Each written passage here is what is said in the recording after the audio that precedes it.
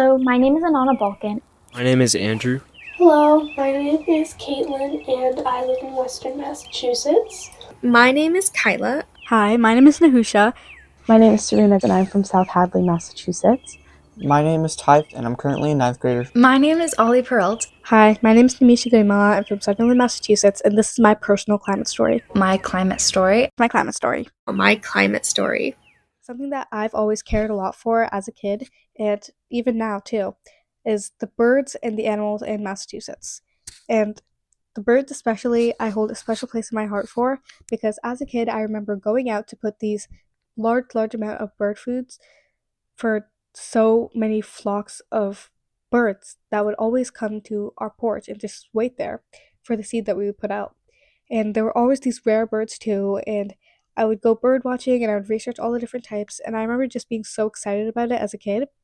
But recently I've noticed these numbers start to dwindle, and I realized it's because these rare birds are being kicked out of their homes because their biomes are being warmed too fast for them to even handle what was going on, so they had to migrate. Growing up, I've seen the Western Mass seasons change drastically. In the summer, a typical day would be at most in the 90s. Now, temperatures are rising over the hundreds, making it difficult to enjoy summer break. I love peaceful outdoor activities. I love taking walks and going outside by myself. I play tennis too. A small part of my life is spent outside, but that part is very crucial. And the climate is changing, and it has brought me an immense amount of fear. Now I plant more native plants in my garden, and I'm afraid that with the changing climate that they won't be able to adapt fast enough, and so they'll struggle. And I've always asked my parents to let me turn our entire yard just into a meadow because I want it to be wild and vibrant, just explosion of beauty, filled with colors, bugs, bees, like whizzing and buzzing all around. It's kind of become a tradition between me and my two siblings. To the three of us were sisters, so we would all go out and we would have like a snowball fight, or we would build snowmen, but we would do something with the nature every season. Like in the fall we would pick foliage, we would like make little bookmarks and like we would press them. And in the winter we would play in the snow. In the spring we would make little flower crowns. In the summer I feel like we would just play outside. Everyone does that. And that's such a big part of my life. I feel like I didn't really realize that until recently. And just the thought of that, I can't even fathom the thought of other people not experiencing that kind of connection to nature. So many things, so many traditions we've seen have changed in our years.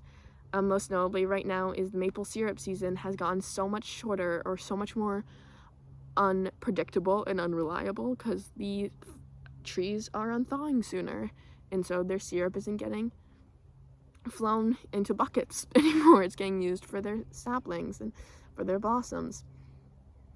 It's just not the same place we've grown up in. After months of endless rain and these nights spent staying up late with my family watching the weather forecast, my family's farm had experienced a catastrophic flooding event that washed away over half of our annual harvest, submerging over 40 acres of farmland underwater. And just hours before that moment that I remember, where we all were standing on the edge of that water, that area that we looked out upon, that had been acres of beautiful farmland, rows of sun-kissed summer squash, heirloom tomatoes ripening on the vine, watermelon and cantaloupe, golden sweet corn bursting from their husks, all ready for harvest. And in a matter of just hours, we had just this ocean of loss stretched out before us. I mean, this year has been one of the snowiest winters for quite a while. Snowiest winter in quite a while, and it still took until about January to get enough snow to kind of stick on the ground and have there be snow on the ground consistently. And I've been able to go sledding a few times. I've built some snow forts with my friends, and I'm doing these activities in this snowy weather, and I just keep wondering, like, is this the last year that I'll be able to do this? Another big difference between seasonal changes 5 years ago and now is the start and end of the seasons. When I was little, it got cold out very quickly and felt like winter by the end of October. My first Halloween was canceled because of a massive snowstorm in my town. This winter, and a few winters before it, it hasn't gotten cold out until around Christmas, and once it does, it snows a lot. Being a part of the frontline communities most disadvantaged by climate change, I have always gravitated towards social justice issues like affordable housing, quality healthcare access, and free school lunches, since those programs are impacting my life the most. Whenever the spotlight is on an issue a part of my lived experience, or those around me, it fuels me to act because I can tell others what it is like to live in a system designed against you. Learning from formal and informal educators in my life that these social injustices I was facing and continue to face would only be exacerbated by climate change enraged me. Because if people could just have compassion for one another, we wouldn't be in this situation. Something that's going on in my home country, which is the Dominican Republic. I don't know if we're gonna be able to do anything about this, but it's just something that's been really affecting me and has changed my whole perspective and view of things and the environment. And basically what is happening is that a mining gold company, they're gonna put all the garbage, all the residue, all of that.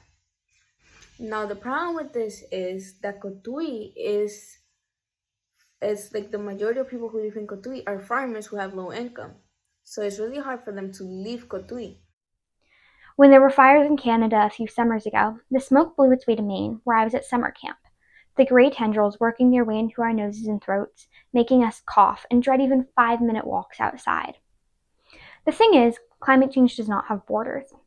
It does not know that Maine is in the United States and the fires are far away in Canada. It doesn't see state lines or country borders. It just happens. Generally, the climate has 100% shifted, and it scares me. It's terrifying because no one in power seems to care. It feels so unfair that the people who get to make all of the decisions that are in those seats of power are the very few people that are never going to be affected.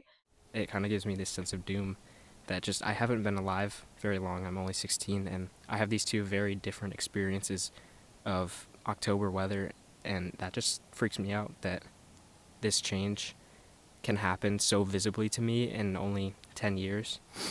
And I just worry, what will the change be like in 20 or 30?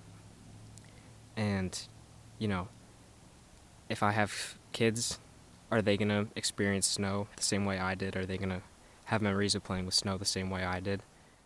So it just made me feel so overwhelmed. It was a really, really overwhelming feeling to see that so many organisms, including humans, are suffering so much due to climate change, which is something that we have created as a whole. And it's really not a great feeling to feel so painful in a way. It feels almost like grief. Joining climate action and being a part of the movement has given me purpose and just like such joy in the knowledge that there are people like all across the far-flung corners of the globe who like share that same vision. I've been involved with the climate movement for almost 2 years now. Throughout these 2 years, I've seen the dedication of youth, including myself, working to decrease the negative impacts of climate change. I'm also one of the founders of a newly formed campaign called SBS Climate Legacy, which was formed by the help of Climate Resilient School Coalition, where our goal is to implement a climate policy in the Springfield Public Schools District regarding sustainability at the educational level.